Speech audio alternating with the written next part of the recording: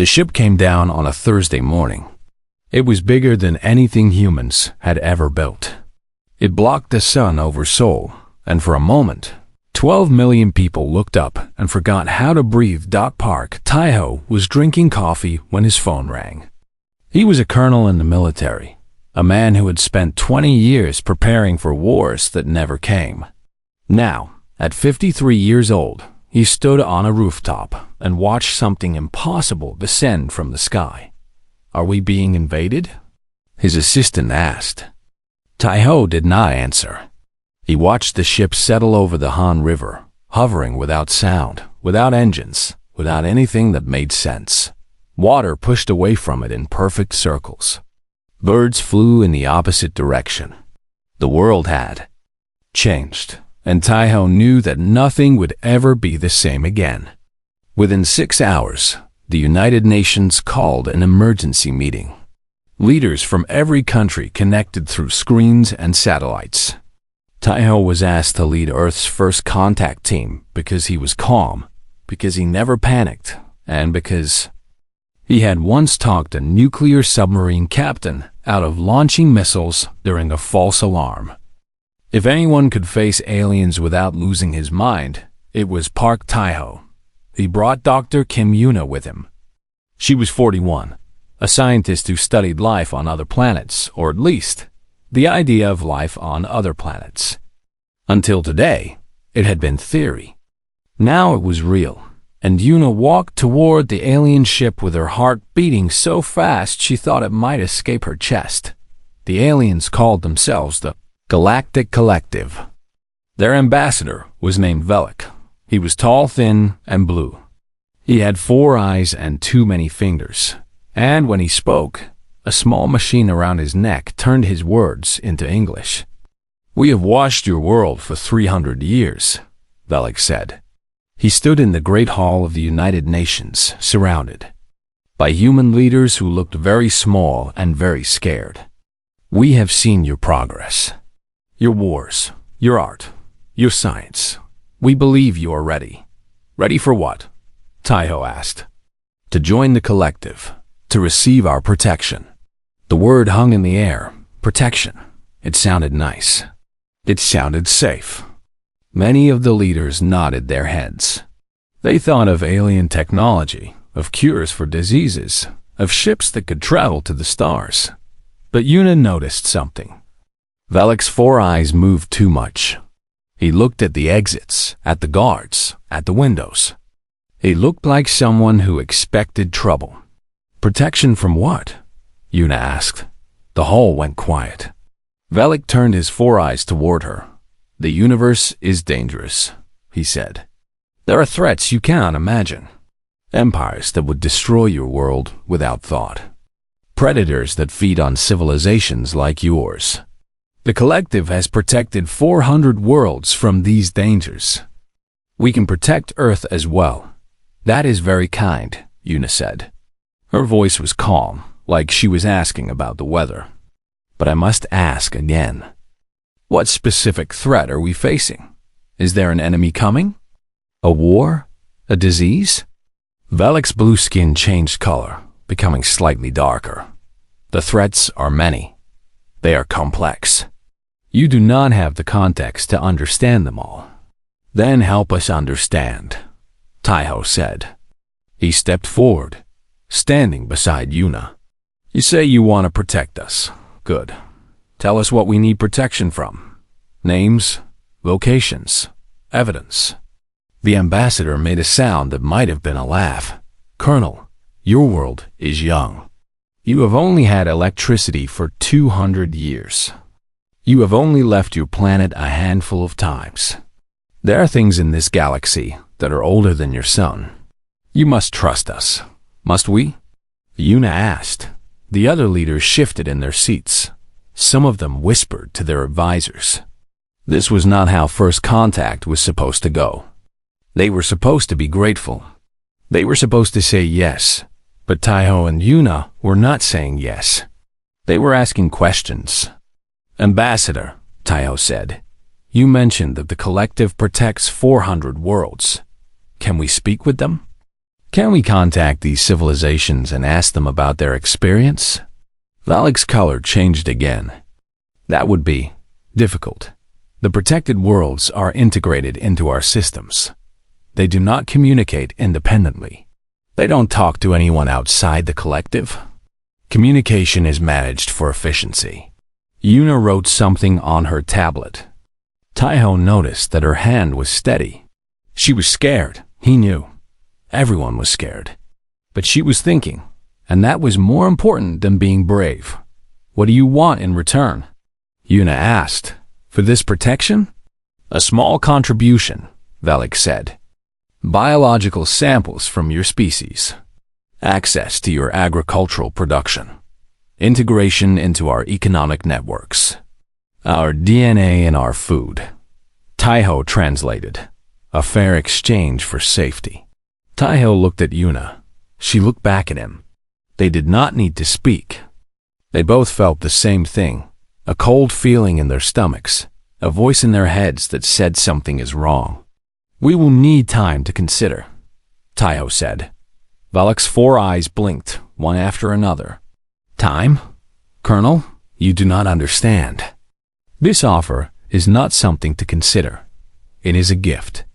Every world that has received it has accepted with gratitude. Every world, without exception. And what happened to the worlds that said no? Silence. The kind of silence that fills a room. Like water, rising and rising until it becomes hard to breathe. There have been no refusals, Valak said finally. His voice was different now. Colder. Every civilization we have contacted has understood the wisdom of accepting our protection.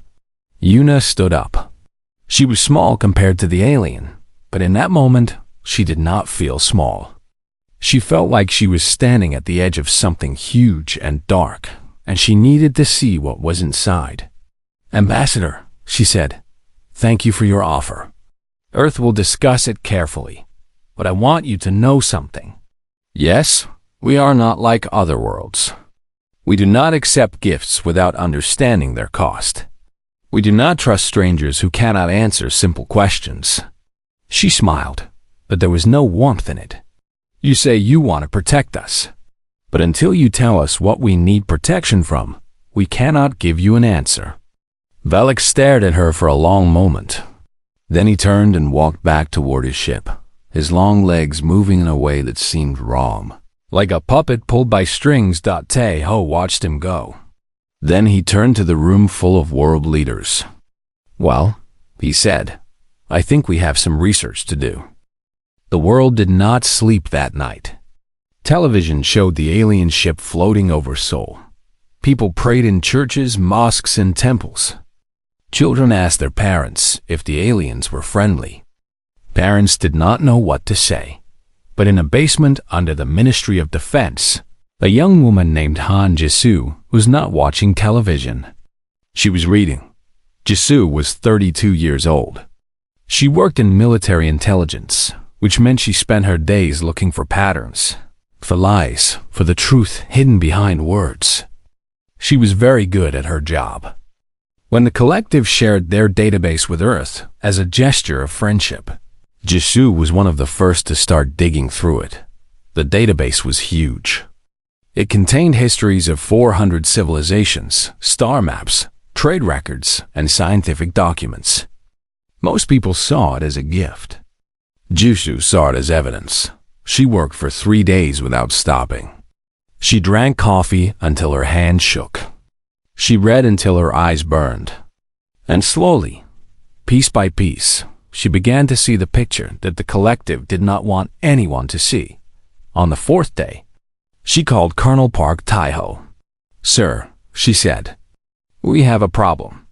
They met in a secure room with Dr. Kim Yuna and General Oh Dongwook, a large man with gray hair who had fought in 2 wars and never lost. He looked at Jisoo with tired eyes. What did you find? He asked. Jisoo put her tablet on the table. Her hands were shaking again, but not from coffee this time. The collective says they protect 400 worlds, she began. They gave us records of all of them. Names, locations, dates of contact. I checked every single one. And? Taiho asked. None of them talk. The room was silent. Yuna leaned forward. What do you mean? They don't talk. I searched for independent communications from any of the protected worlds. Radio signals, light pulses, anything that would show they still exist as civilizations. I found nothing. 400 planets and not a single voice. General O frowned. Maybe they communicate through the collective systems. Like the ambassador said. That's what I thought too, Jisoo said. So I looked deeper. I found old record signals from before these worlds joined the collective. They were alive, General. They had music, news, arguments, art. They talked to each other and to the stars. And then they accepted protection, and everything stopped. Everything? Within 10 years of joining the collective, every civilization goes quiet. No more independent broadcasts. No more cultural exchange. No more anything. It's like they just disappear. Taiho felt the cold feeling return to his stomach. He looked at Yuna, who was already pulling up her own research. I found something too, Yuna said. The collective gave us biological samples as a gift genetic material from 6 different species. I assumed they were showing us the diversity of life in the galaxy. But when I analyzed the DNA, I found something strange. Strange how? General O asked. All 6 species have been modified. Their genes have been changed over many generations. They've been made more obedient, less aggressive, less curious.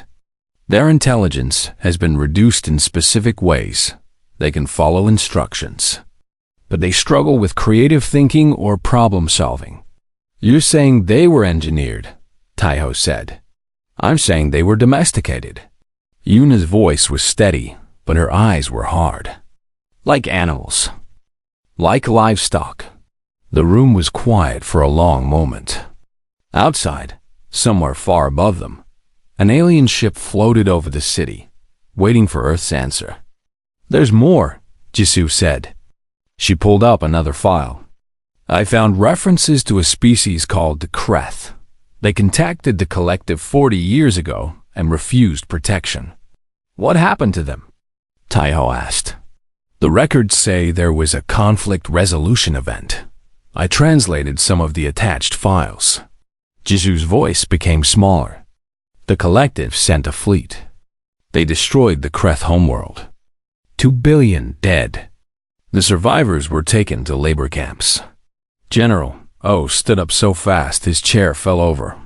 They killed 2 billion people because they said no? The records call it necessary intervention, Jisoo said. They said the Kreth were dangerous and unpredictable. They were dangerous because they refused to be slaves, Yuna said quietly. Taiho walked to the window. He could not see the alien ship from here, but he knew it was there, watching, waiting. He thought about what Velik had said. Every world accepts. Without exception. Now he understood why. We need more information, he said. We need to know if there are other species who refused. We need to know where the labor camps are. We need to know everything.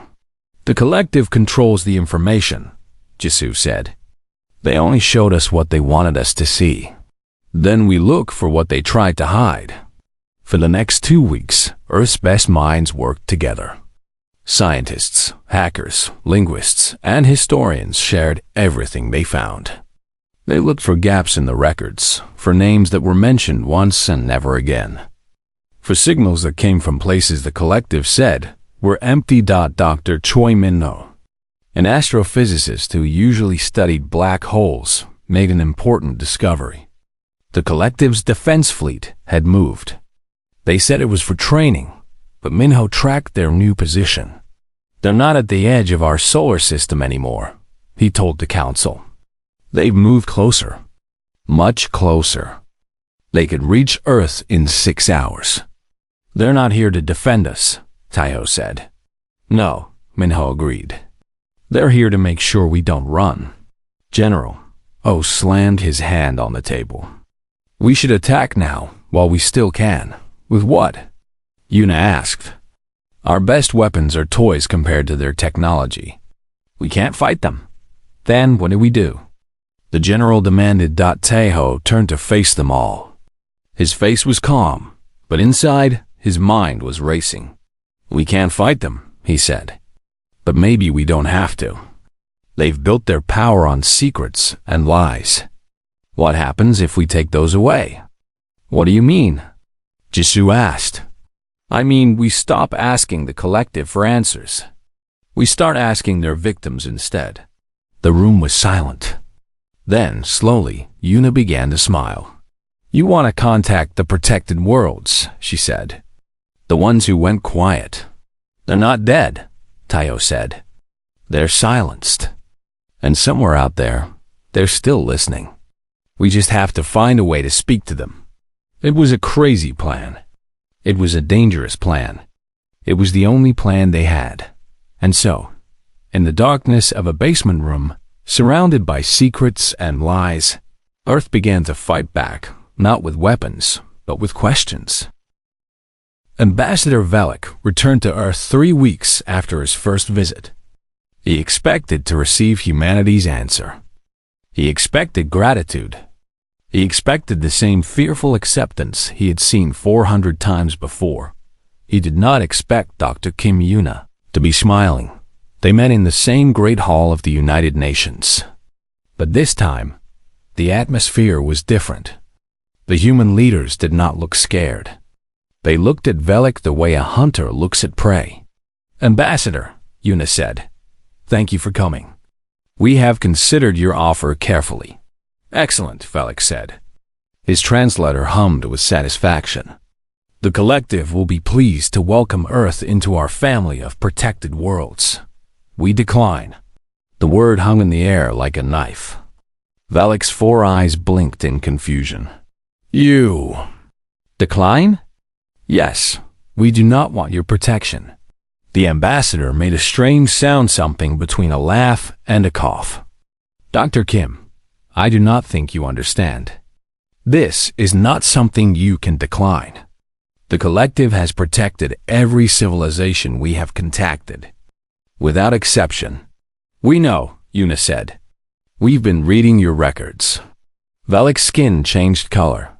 Our records are complex. You cannot possibly understand. We understand enough. Colonel Park Taeho stepped forward. He carried a tablet in his hand. We understand what happened to the Vela civilization, for example. The ambassador's 4 eyes went wide. The Velith were artists, Taeho continued. Painters, musicians, poets. They broadcast their work across the stars. We found some of their signals in our old radio telescope data. Beautiful things, Ambassador. Songs that made our researchers cry. The Velith are integrated, Velik said quickly. They are part of the collective now. They are silent now, Yuna corrected. 180 years ago, you offered them protection. They accepted. And within 10 years, every broadcast stopped. No more art, no more music, no more anything. Integration requires adjustments. Where are they, Ambassador? Taeho's voice was hard. Where are the Velith now? What happened to their culture, their history, their children? Velik did not answer. Lieutenant Han Jisoo stood up from her seat. She looked tired. She had barely slept in 3 weeks, but her eyes were sharp. We found the Maraxi too, she said. They were scientists. They were studying a way to travel faster than light without collective technology. Interesting timing that they were offered protection 6 months later. And the Talak, General O added. Warriors. They had developed weapons that could hurt collective ships. They accepted protection right before they could finish testing them. The Kreth refused, Yuna said. You killed 2 billion of them. We found the records you tried to hide. Ambassador Velik's blue skin had turned almost white. His 4 eyes moved frantically around the room, looking for support, for fear, for anything he could use. He found nothing. You do not understand, he said. His voice was different now, higher, faster, scared. The collective protects. We save civilizations from themselves. Without us, they would destroy each other. They would waste their potential. We give them purpose. You give them slavery, Taiho said. You give them silence, Yuna added. You give them death if they say no, Jisoo finished. Velik took a step backward. His long legs trembled. Earth is making a mistake, he said. A terrible mistake. You are a young species. You do not know the dangers that wait in the darkness. Without our protection, without your protection, Yuna interrupted, we will have to face those dangers ourselves. We accept that risk. You will die. Maybe. Yuna stood up and walked toward the ambassador. She was small, barely reaching his chest, but she did not look small. Maybe we will. But we will die free. We will die with our culture intact, our art alive, our children able to dream their own dreams. We will die as ourselves, not as domesticated animals. Velik stared at her. His translator clicked and hummed, but he did not speak. We have a question for you, Ambassador, Taiho said. And we want an honest answer. What question? In your entire history, has any species ever defeated the collective? Has anyone ever fought back and won? Silence. Long, heavy silence. No, Velik finally said. No one has ever defeated the collective. Taiho smiled. It was not a kind smile. Then I suppose we'll have to be the first. Velik laughed, a genuine laugh this time, full of disbelief. You? Humans? You have no fleet, no weapons, no allies. You have been in space for less than 100 years. What could you possibly do against an empire that has ruled for 10,000? We're not going to fight you, Yuna said. Then what? We're going to expose you. Velik's laugh stopped. Every species you've silenced is still out there, Yuna continued. Billions of beings who remember what freedom felt like. Billions who might still hope for rescue. We're going to reach them. We're going to show them what the collective really is. And then we're going to ask them a simple question. What question? Yuna's smile was sharp as a blade. What do you want to be? The ambassador turned and left without another word. His long legs carried him quickly out of the hall, back to his ship, back to the fleet that waited in the darkness. When he was gone, General let out a long breath. Well, he said, I suppose that's it. We just declared war on a galactic empire. Not war, Taiho said. Something better. Something they've never faced before. What's that? Taiho looked at the sky, at the invisible ship that floated above their world. The truth. In the weeks that followed, Earth began the most ambitious project in human history. Not a weapon, not a fleet, not an army. A message. They called it Project Dawn. And somewhere in the darkness between stars, something ancient and powerful felt the first stirring of fear. The collective's High Council met for the first time in 60 years. They were old beings, some had lived for thousands of years, their bodies preserved by technology that humans could not yet imagine.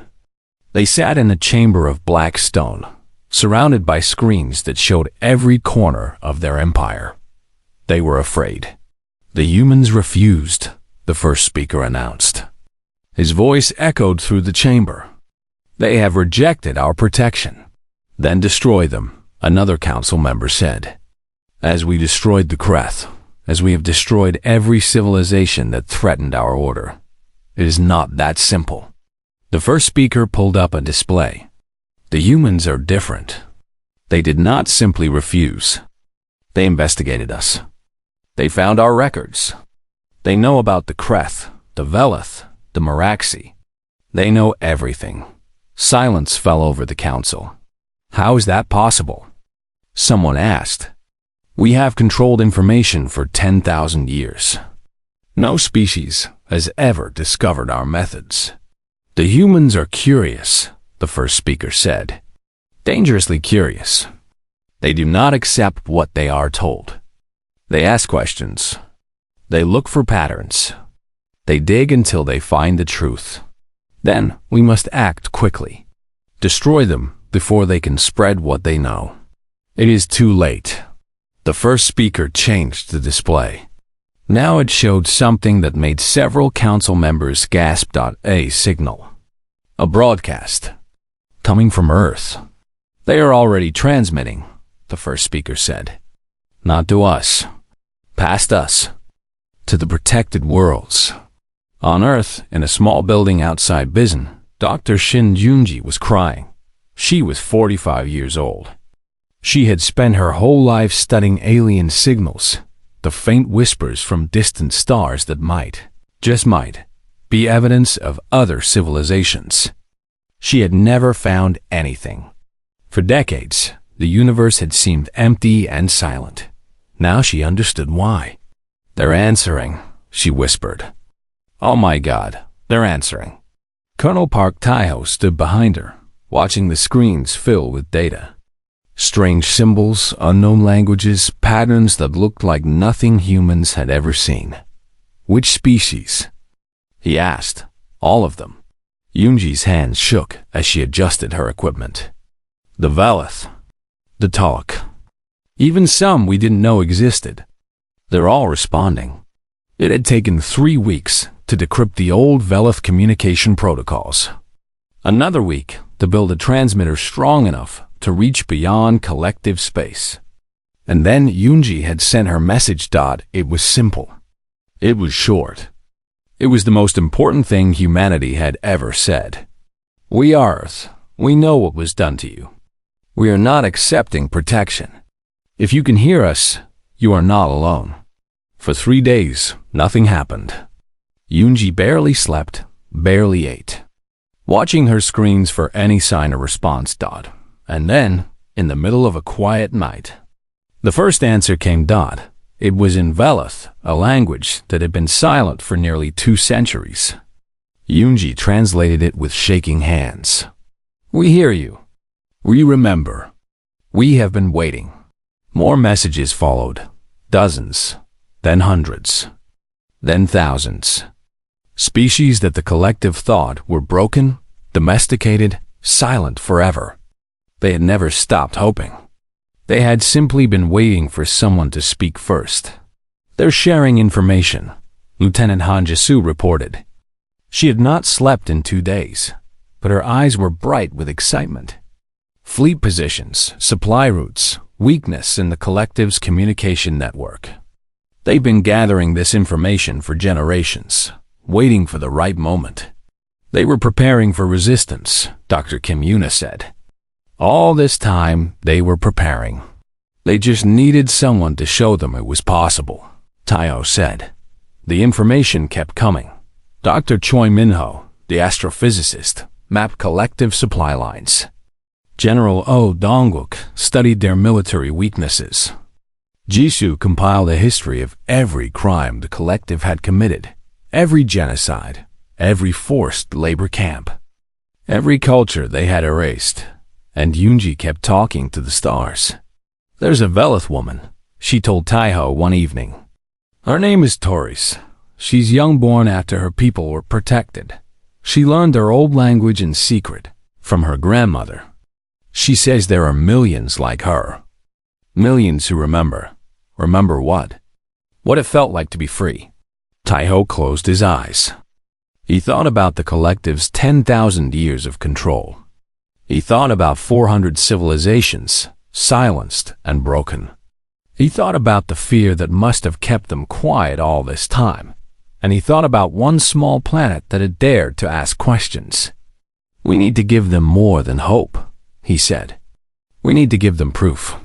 The next phase of Project Dawn took shape. Yuna prepared the genetic evidence, the modified DNA that proved the collective engineered their subjects for slavery. Jisoo organized the historical records, the massacres, the forced integrations, the lies. Minho calculated the perfect transmission trajectory to reach every corner of the galaxy. And Yunji built the biggest broadcast array Earth had ever created. "When we send this," she said, "every species within 3,000 light years will receive it at the same time. The collective won't be able to stop it. They won't be able to hide it. Everyone will know. And then?" General O asked. "Then we find out how many slaves want to be free." The night before the broadcast, Taiho stood on the roof of the building, looking up at the stars. Yuna found him there, wrapped in a blanket against the cold. "Scared?" she asked. "Terrified," he admitted. "The collective has ruled for 10,000 years. Who are we to challenge them? We're the ones who asked the right question." "Which question?" Yuna smiled. "From what?" Taiho laughed softly. "Such a simple question. I didn't think it would lead to this." "Simple questions are the most dangerous ones," Yuna said. "That's why tyrants hate them." They stood in silence for a moment, watching the stars. "Tomorrow," Taiho said, "everything changes. Yes, we might start a war. Billions could die." "Billions are already dying," Yuna said. "They're just dying quietly, in labor camps and modified bodies and silenced cultures. At least this way, they'll have a choice." Taiho nodded slowly. "A choice. That's all we're really offering, isn't it? A chance to choose. It's more than they've ever had before." The colonel looked up at the sky one more time. Somewhere out there, a vast empire watched Earth with growing fear. Somewhere out there, billions of beings waited in darkness for a light they thought would never come. Tomorrow, Earth would show them that light. Tomorrow, the truth would fly across the stars. "Let's go inside," Taiho said. "We have work to do." The broadcast went out on a Tuesday morning, Seoul time. The sun was just rising over the mountains when Dr. Shin Yunji pressed the button that would change the galaxy forever. For a moment, nothing seemed to happen. The machines hummed. The screens flickered. And then, like a wave spreading across an ocean, the truth began to travel. It moved at the speed of light. It passed the collective's fleet before they could react. It reached the first protected world within hours, the second within days. And as it spread, it carried everything. The genetic evidence of engineered slavery, the records of genocide, the testimony of 17 species who had secretly kept their memories alive. And it carried a message from Earth. Dr. Kim, Yuna had written it herself, alone in her office in the small hours of the morning. It was not fancy. It was not complicated. It was simply the truth.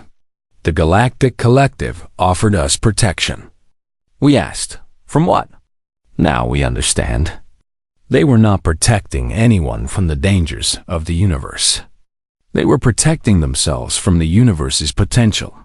Every species they saved was a species they feared. Every culture they silenced was a voice that might have inspired others. They were afraid of what free civilizations might become. Today, Earth chooses to find out. To every world that remembers freedom, we see you. We hear you. We are coming. Not to conquer. Not to rule. Just to ask you the same question we asked them. What do you want to become? The collective tried to stop the broadcast. They tried to jam the signals, to destroy the relay stations, to silence Earth the way they had silenced so many others. But they were too slow. The message was already gone, spreading like fire through dry grass. And the fire began to spread in other ways too. On the Velith homeworld, a young woman named Torres heard the broadcast. She had grown up in silence, in a world where her people had forgotten how to sing. But her grandmother had taught her the old songs, the old words, the old dreams. Now she stood in the center of her city and began to sing. Others joined her. First a few, then dozens, then hundreds. By nightfall, the entire city was singing songs that had been forbidden for 200 years. songs of freedom and hope and defiance. The collective guards did not know what to do. They had weapons, but you cannot shoot a song. On the Tulloch homeworld, warriors who had been forced to work in factories looked at each other and remembered who they used to be. They had been the greatest fighters in their sector, feared and respected. The collective had taken their weapons and their pride, but they had not taken their strength. They began to organize. Quietly at first, in whispers and glances. Then louder in meetings and plans. The collective had made them strong through hard labor. Now that strength would be used for something else. On 100 other worlds, similar scenes played out. Species that had been silent for generations began to speak. Cultures that had been erased began to remember. And everywhere, beings who had been told they were weak, they were nothing, they needed protection, began to realize they had been lied to. The collective's fleet withdrew from Earth 17 days after the broadcast. Not because they were afraid of human weapons, not because of military defeat, but because they were needed elsewhere. Their empire was coming apart. Colonel Park Tai-ho watched the alien ships leave from the same rooftop where he had first seen them arrive. Dr. Kim, Yuna stood beside him, her face lit by the glow of a rising sun. "They're retreating," Tai-ho said. He could barely believe it. "They're actually retreating. They have bigger problems now," Yuna said. "A lot of their protected worlds aren't feeling very protected anymore." Reports were coming in from across the galaxy. Rebellions, protests, entire planets declaring their independence. The collective's carefully controlled empire was cracking, and they did not have enough ships to stop it all. "We didn't beat them," Tai-ho said. "Not really." "No," Yuna agreed. "We just showed them they could be beaten. The rest of the galaxy did the actual beating." "Is it over?" Yuna shook her head. "It's just beginning. The collective won't go down easily. There will be wars, famines, chaos. A lot of species will struggle to remember how to be free." "That sounds hard." "It will be, but it will be their choice."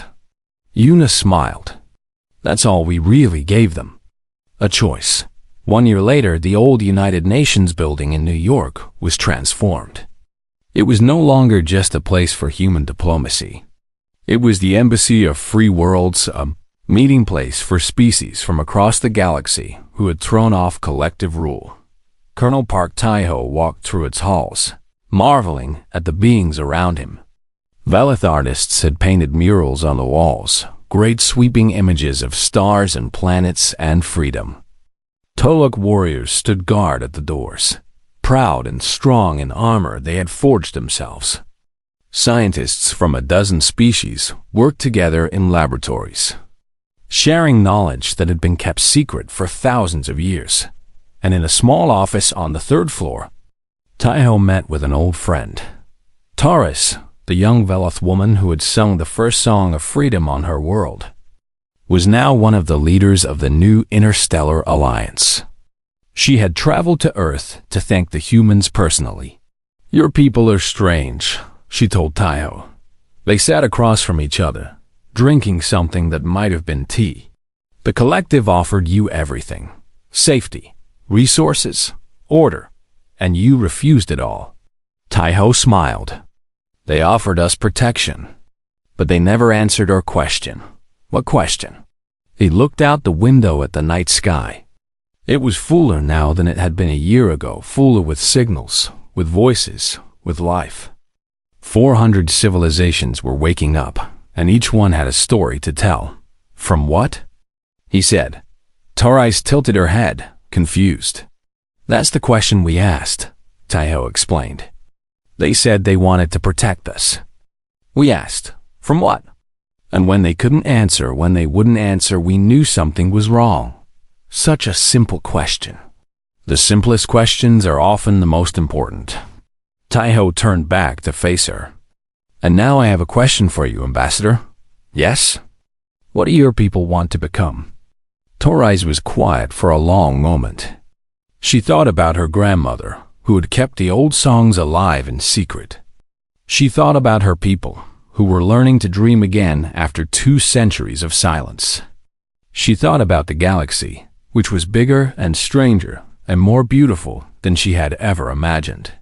"Free," she said finally. "We want to become free." Taiho nodded. "That's a good answer." Outside, the stars shone bright and clear. And somewhere among them, in every corner of the galaxy, civilizations that had been silent were beginning to speak. Not because humans had saved them. Not because Earth had special powers or advanced technology or secret weapons done. Simply because one small world had asked a simple question. From what? And in asking, had shown the galaxy that questions were the most powerful weapons of all.